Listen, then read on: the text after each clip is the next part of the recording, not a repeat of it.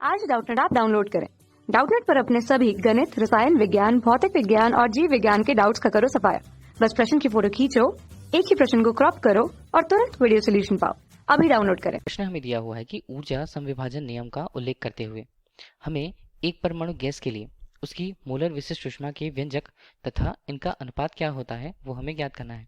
तो जैसे कि हमें बोला जा रहा है ऊर्जा संविभाजन नियम का उल्लेख, तो ऊर्जा संविभाजन नियम होता क्या है वो हम पहले देखते हैं। पहले हम समझ लेते हैं ऊर्जा संविभाजन नियम क्या है। किसी निकाय के लिए बात की जाती है तो कोई निकाय, निकाय मतलब वो बहुत सारे कणों से मिलकर बना होगा, और निकाय के रूप में हम ले लेते हैं यहाँ पर गैस। देखिए गैस बहुत सारे कणों से मिलकर बना होता है, ये हमें पता है। उस आधार पर हम किसी गैस के लिए उसकी कुल आंतरिक गतिज ऊर्जा को देखें तो वह उनकी सभी स्वतंत्र कोटियों में समान रूप से वितरित होती है। कैसे इसे समझा जाएगा? अब हम बात करते हैं कि कोई गैस यहाँ पर परमताप टी पर मौजूद है, परमताप टी पर।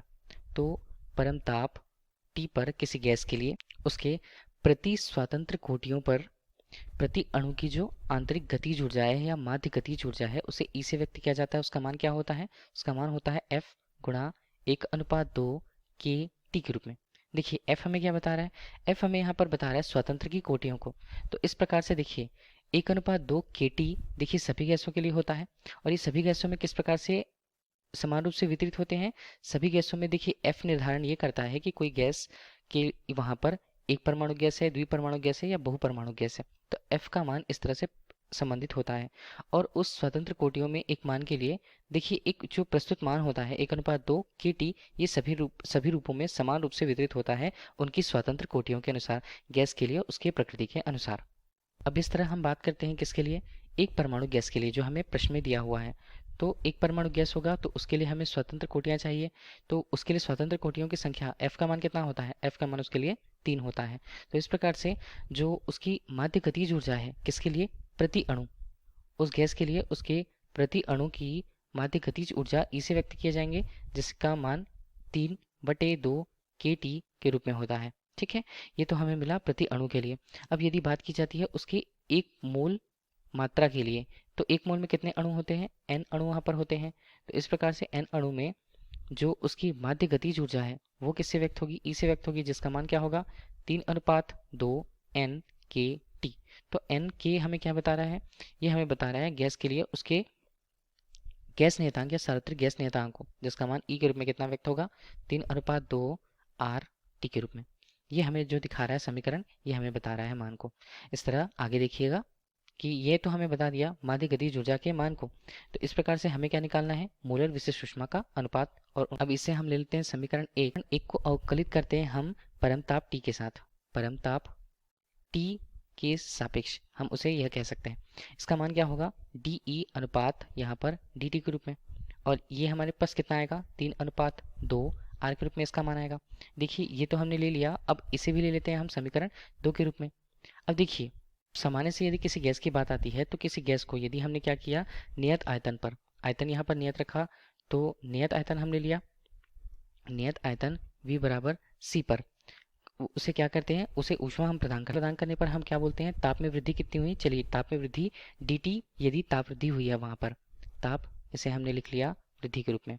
तो ताप वृद्धि यदि dt यहाँ पर हुआ है, अब इस स्थिति पर गैस के लिए उसकी नियत आयतन पर विशिष्ट ऊष्मा का मान कितना है? विशिष्ट ऊष्मा किससे व्यक्त करते हैं हम उसे? इसे व्यक्त करते हैं Cv से। तो हम यहाँ पर क्या बोल सकते हैं? यहाँ पर यदि नियत आयतन पर उसे ऊष्मा दी जा रही है किसी गैस के लिए, तो किसी गैस को ऊष्मा देने पर जो कार्य का मान होता है, कार्य का मान किस पर निर्भर करता है? P डेल V, मतलब आयतन के परिवर्तन पर। आयतन का परिवर्तन का मान 0 है, मतलब कार्य का मान भी 0 होगा, मतलब बाह्य कार्य भी 0 होगा। तब हम यहाँ पर क्या उपयोग करने वाले हैं? ऊष्मा गतिकी प्रथम नियम। तो इसे पहला नियम हमने लिखा, क्या बताता है? किसी गैस को दी गई ऊष्मा डेल क्यू का मान यहाँ पर उस निकाय या उस गैस द्वारा किए गए कार्य और उसकी आंतरिक ऊर्जा में परिवर्तन के योगफल के बराबर होता है, जहाँ कार्य का मान तो यहाँ पर 0 है। तो डेल क्यू हमें कितना मिला? डेल यू के बराबर, और डेल यू यहाँ पर हमारे पास कितना होगा? डेल यू आंतरिक ऊर्जा में और इस डेल यू को हम क्या लिखें? डेल यू को हम लिखते हैं CV डेल टी के रूप में। और डेल यू हमें क्या बता रहा है, आंतरिक ऊर्जा में परिवर्तन।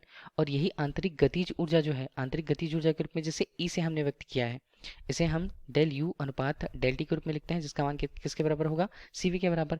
या हम इस आंतरिक गतिज ऊर्जा को या आंतरिक ऊर्जा को क्या लिख सकते हैं, इसे हम डेल ई अनुपात डेल टी के रूप में लिख सकते हैं, इसका मान कितना, सीवी के बराबर। गैस के लिए मूलर विशिष्ट ऊष्मा के मान के बराबर होता है। ये तो हमें मिला और इसे हमने ले लिया समीकरण 3। अब तुलना हम करेंगे समीकरण 2 और समीकरण 3 से, तो उसका मान हमें कितना मिलेगा, ये हमें मिलेगा सीवी बराबर यहाँ पर आता है 3/2 आर के रूप में। अब इतना तो हमें देखिए मूलर विशिष्ट ऊष्मा का मान नियत आयतन पर हमें मिल गया है। अब हम यहाँ पर क्या उपयोग करें, अब हम यहाँ पर उपयोग करेंगे मेयर सूत्र का। मेयर सूत्र हमें क्या बताता है, किसी गैस के लिए सार्वत्रिक गैस नियतांक या विशिष्ट ऊष्मा का मान जो होता है वो गैस के लिए उसके विशिष्ट ऊष्मा नियत दाब एवं विशिष्ट ऊष्मा के मान नियत आयतन पे उसके अंतर के बराबर होता है। तो आर का मान हमारे पास कितना हुआ, देखिए आर का मान तो यहाँ पर आर है, सीपी का मान हमें निकालना है, जबकि इसका मान 3/2 आर के रूप में। तब हमें सीपी का मान कितना मिलेगा, सीपी का मान हमें मिलेगा 5/2 आर के रूप में। ये हमें मिला है क्या, मेयर के सूत्र से मूलर विशिष्ट ऊष्मा के लिए व्यंजक। अब यदि हमें उनके अनुपात ज्ञात करने हैं तो उनके अनुपात को किससे व्यक्त किया जाता है, गामा से। गामा को हम क्या बोलते हैं, विशिष्ट ऊष्माओं का अनुपात, जिसे हम किससे व्यक्त करें, Cp अनुपात इसका मान Cv से हम उसे व्यक्त करते हैं। तो गामा का मान हमारे पास कितना आएगा, Cp का मान हमारे पास 5/2 आर के रूप में और Cv का मान हमारे पास कितना 3/2 आर के रूप में है। आर आर कटे 2 और 2 कटे, तो गामा का मान हमें कितना मिलेगा 5/3, या हम उसे गामा क्या लिख सकते हैं 1.67 के रूप में। ठीक है, ये हमें विशिष्ट ऊष्माओं का अनुपात भी प्राप्त हो गया। तो यही हमसे प्रश्न में पूछा गया था। धन्यवाद। कक्षा 6वीं से 12वीं से लेकर नीट, IIT, JEE वो एडवांस के लेवल तक 1 करोड़ से ज्यादा छात्रों का भरोसा। आज ही डाउनलोड करें डाउटनेट ऐप या व्हाट्सएप करें अपने सारे डाउट्स 8400 400 400 पर।